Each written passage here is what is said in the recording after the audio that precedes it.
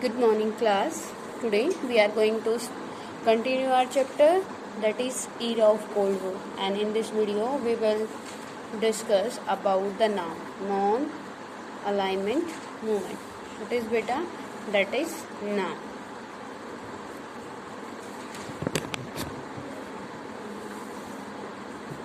Non-aligned movement. ये है आपका बेटा गुटनिरपेक्ष आंदोलन। गुटनिरपेक्ष आंदोलन। फर्स्ट ऑफ ऑल बेटा you have to know the meaning of this, that non means नहीं, alignment, what is the meaning of alignment? It means no mixup, ठीक है, and movement when we wants to stay out of the issue that is called your non aligned. Okay, तो आपका क्या है? गुटनिरपेक्ष आंदोलन। गोट it बेटा। गुटनिरपेक्ष आंदोलन के बारे में, नॉन अलाइनमेंट के बारे में आप क्या जानते हो? That what you know about the non alignment movement. The non alignment movement was formed during the Cold War as an organization of states that did not seek to formally align. Here you can write NAM was a movement.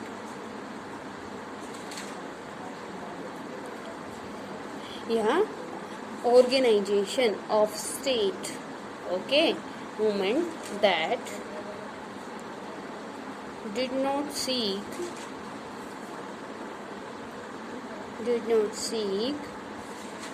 to formally align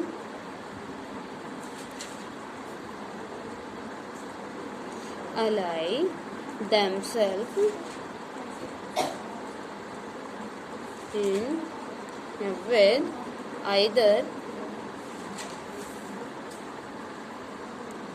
with either USA and USSR.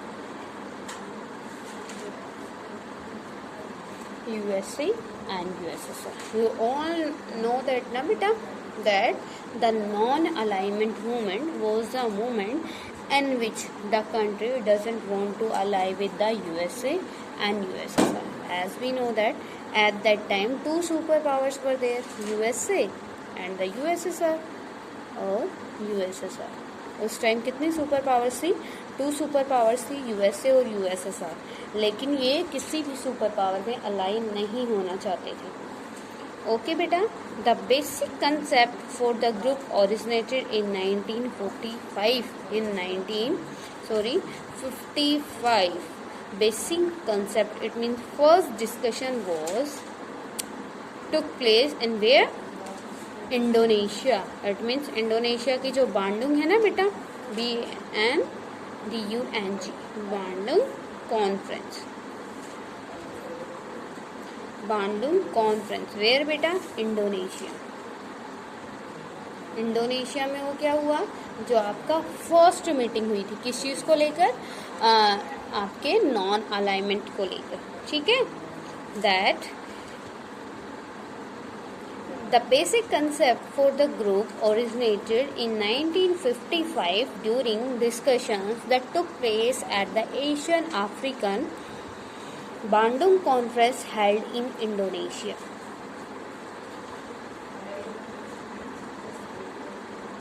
Got it beta? The first NAM summit. क्या हुआ बेटा? जो आपका first meeting थी, मतलब first discussion था related to the नाम, that we will form a organisation, ठीक है। वो क्या था? वो फर्स्ट मीटिंग क्या हुई? 1955 में, ठीक है। कहाँ पे? Bandung conference. Okay, where is Bandung बेटा? इन इंडोनेशिया, ठीक है। फर्स्ट नाम मीटिंग जो सबमिट हुआ, या यहाँ पे जो आपका फर्स्ट नाम सबमिट हुआ, पहला सम्मेलन हुआ फर्स्ट का, वो कहाँ हुआ? बेलग्रेड में हुआ। बेलग्रेड वेयर बेटा? Yugoslavia, which is in Yugoslavia, in September 1961 In the 1961, in the 19 September 1961, the NAM first summit was held in Belgrade, Yugoslavia. Okay, beta. Next one is it has how many countries? 120 members. It has 120 members as on April 2018. April 2018 में बेटा how many members were there in your NAM? 120 members बेटा. Okay, from 23 members from Africa, 23 countries from the Africa, 39 from the Asia, and 26 Latin America,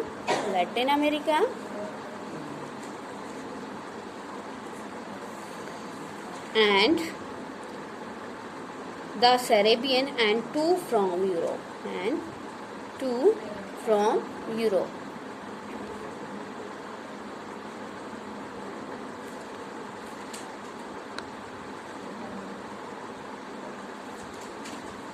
clear बेटा.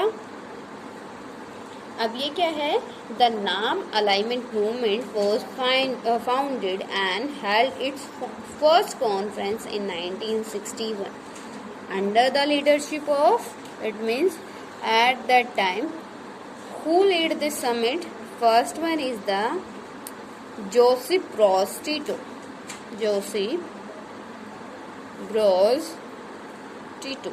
ये बेटा क्या है? आपके founder member भी है. किसके?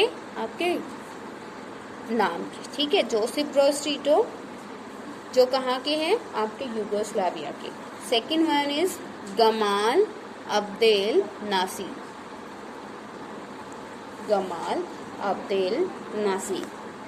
जो बेटा कहाँ के हैं? From where? Egypt. Okay. Third one is Pandit Jawaharlal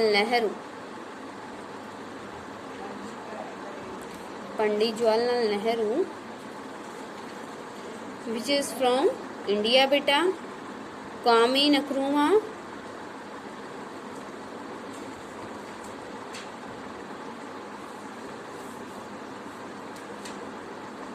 fifth one is Sukarno. All these 5 members are the founder member of the NAM. Alignment जो बेटा नॉन अलाइनमेंट मूवमेंट था उसके फाउंडर कौन हैं? Joseph Broz Tito, Gamal Abdel Nasser, Pandit Jawaharlal Nehru, Kwame Nkrumah and the Sukarno. Okay. The purpose of the organisation was to, यहाँ you can write here objects or purpose, that why this organization was formed. First one is the purpose of the organization was enumerated in Havana Declaration of 1979 to ensure the national independence, sovereignty, territorial integrity and security of non-alignment countries in their struggle against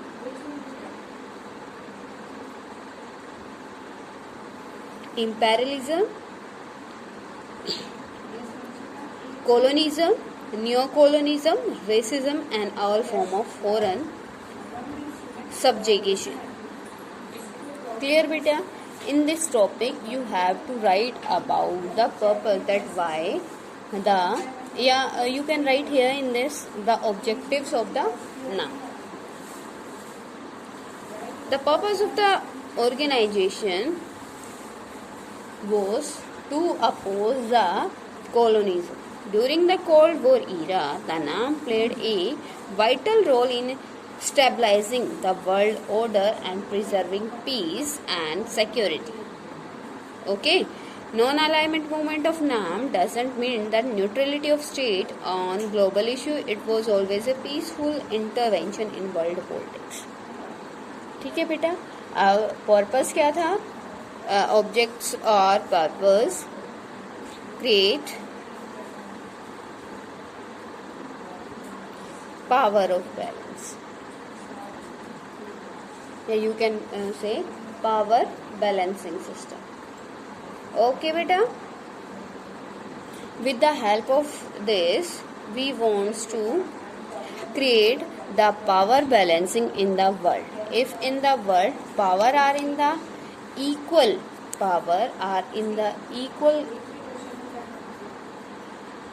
capacity, then no country can attack on the another country.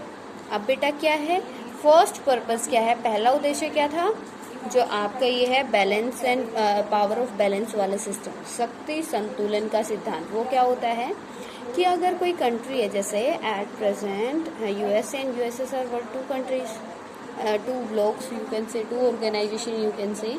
तो दोनों USA और USSR क्या कर रहे थे बेटा, आपके जैसे बेटा यूएसए और यूएसएसआर दो हमारे पास सुपर ब्लॉक्स थे, ठीक है. तो वो क्या कर सकते थे, वो इजीली किसी कंट्री पे अटैक कर सकते थे, है ना, क्योंकि वो सुपर पावर्स थे. जो बाकी छोटी स्मॉल कंट्रीज थी वो तो क्या कुछ भी नहीं कर सकते थे ना उनके सामने. तो जो छोटी छोटी कंट्रीज थी उन्होंने क्या किया, एक ग्रुप बनाया, ऑर्गेनाइजेशन बनाया, किस नाम से, नाम के नाम से, कि अगर ये सुपर पावर उनके ऊपर अटैक करती हैं तो ये कंट्री एज ए ग्रुप उनको क्या कर सकती है, जवाब दे सकती है. ठीक है. Next one is principles of the नाम. प्रिंसिपल क्या है नाम के, बेटा. First one is the first principle that is respect for the principle inherent in the charter of the UN nation and international law. मतलब क्या है, जो यूएन में क्या है, जो उसके ऑब्जेक्टिव्स हैं, और क्या है, इंटरनेशनल लॉ है. इंटरनेशनल लॉ है, उनको रिस्पेक्ट देना है. इट मीन्स बेटा यूएनओ का प्रिंसिपल क्या है, what is the principle of the UNO, maintain the peace and order in the world. यही है ना. अगर क्या करेंगे, मतलब ये क्या कर रहे हैं, अपोज कर रहे हैं, किसका अपोज कर रहे हैं, आपके इम्पेरियलिज्म का, है ना. आपकी जो सुपर पावर्स हैं उनका मतलब अपोज नहीं कर रहे, लेकिन उनके इश्यू में इंटरफेयर नहीं करना चाहते. तो मतलब क्या है, पीस को मेंटेन कर रहे हैं. अगर वो भी उन सुपर पावर्स के साथ मिल जाते, अलाई कर जाते, तो आज आप थर्ड वर्ल्ड वार हो चुका होता. ठीक है. तो इसका क्या है, यूएनओ और इंटरनेशनल लॉ की रिस्पेक्ट करना. ठीक है. Second principle is respect the sovereignty and sovereign equivalent territorial integrity. Territorial integrity कि वो क्या करेंगे, सोवरेनिटी क्या होती है बेटा, संप्रभुता. All the students know about the sovereignty. बेटा सोवरेनिटी क्या होता है कि हम क्या करेंगे, एक दूसरे की कंट्री की सोवरेनिटी को हार्म नहीं करेंगे. संप्रभुता क्या होता है,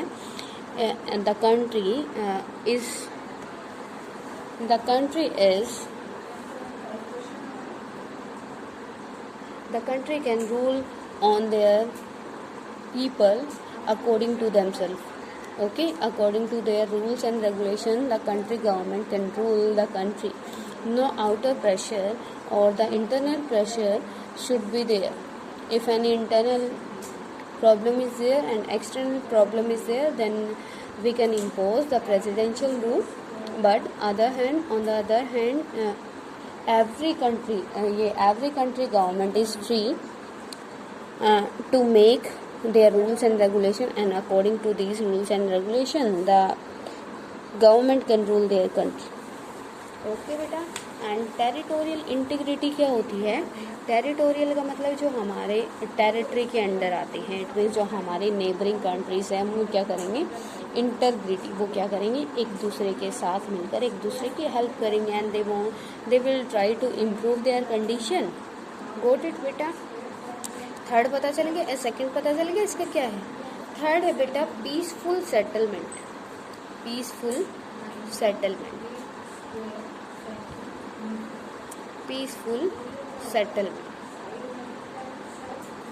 अगर if any type of conflict between the members of the NAM, then the country will take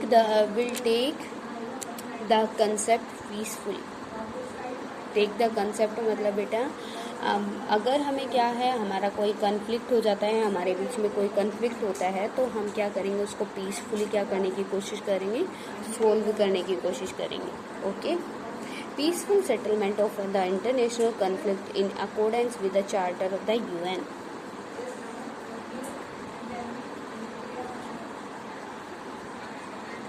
Political, economical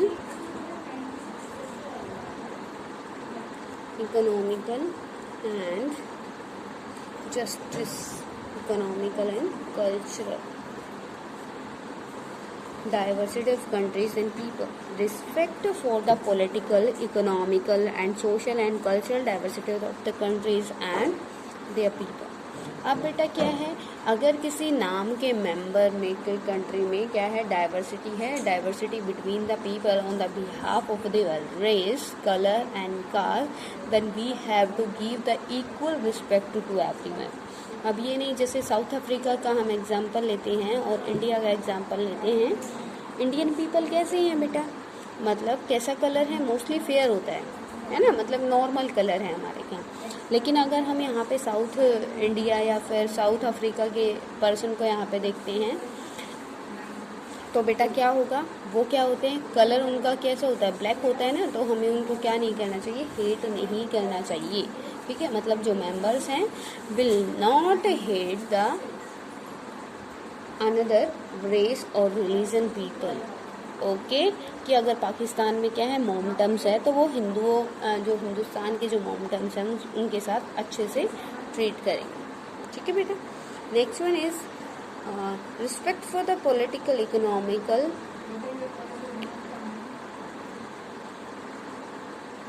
diversity of the countries and people, defense and promotion of shared interest, justice and cooperation regardless of the differences existing in the political, economic and social system of the states on the basis of mutual respect and the quality of rights.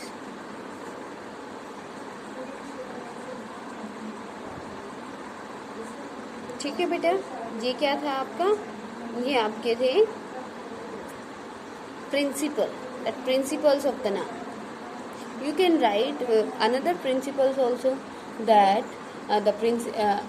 maintain the peace, okay, in the world, respect to the UNO charter, respect all the countries, yeah, against of imperialism, against of neocolonialism, against of racial discrimination. You can write all these points beta in this topic. Okay. Next one is beta, that is objectives of the noun.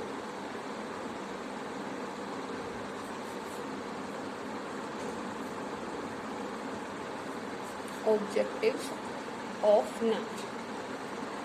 First one is, noun has sought to create an independent path in the world politics that would not result in member state becoming pawn in the struggle between the major powers.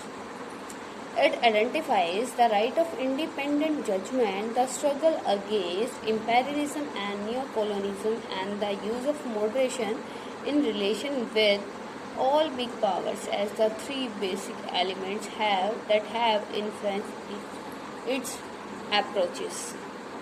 At present, an additional goal is facilitating a restructuring of the international economic order. Okay, beta. In the conclusion, you have to write then that the noun wants to improve the condition of the society. How, beta? If they will not interfere in the another matter, that there will be no chance of the conflict. है ना बेटा? क्योंकि वहाँ पे जब क्या होगा, वो किसी की प्रॉब्लम, किसी भी इशू में क्या इंटरफेयर नहीं करेगा, तो प्रॉब्लम कैसे आ जाएगी. ठीक है बेटा.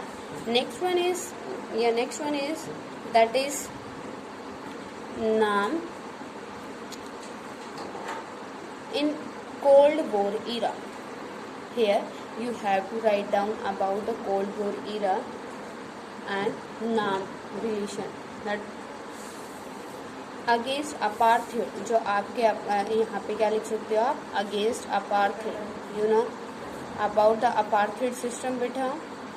Apartheid where the discrimination on the behalf of color and religion, as you can see in the Sri Lanka. Sri Lanka में क्या है, अपार्थाइड है, और साउथ अफ्रीका में अपार्थाइड का सिस्टम है. साउथ अफ्रीका में वहाँ पे ब्लैक कलर के बेस पे क्या होता है बेटा, ब्लैक एंड वाइट के बेस पे डिफरेंट उनको क्या किया जाता है, डिस्क्रिमिनेट किया जाता है. ठीक है.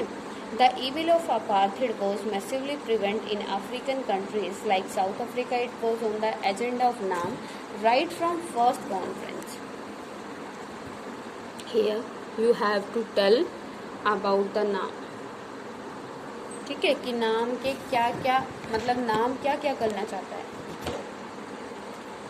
Disarmament. You can write these point also in your principles of the NAM बेटा. ठीक है. Next one is डिसआर्मामेंट. डिसआर्मामेंट क्या होता है, निशस्त्रीकरण. ओके. और अगेंस्ट अपार्थाइड होता है जो कलर के बिहाफ पे भेदभाव किया जाता है, जो दक्षिण अफ्रीका में जो बेटा नेल्सन मंडेला के बारे में आपने रीड आउट किया था, वो वहाँ से रिलेटेड थे और बाद में वहाँ के प्रेसिडेंट बने. ठीक है. The non alignment movement repeatedly come out for maintenance of peace, the cessation of arms race and the peaceful coexistence of all states. In the General Assembly, India submitted draft resolution declaring that the use of nuclear weapon would be against the Charter of the UN and crime against humanity and should therefore be prohibited. है ना बेटा, यही था ना डिसआर्मामेंट. डिसआर्मामेंट क्या होता है, निशस्त्रीकरण. जब क्या होता है आपका ये फेवर करता है निशस्त्रीकरण का, जो नाम है वो क्या कहता है, that disarmament is a very good thing in our world. If we will encourage the disarmament there will be no chance of the third world war. We have to use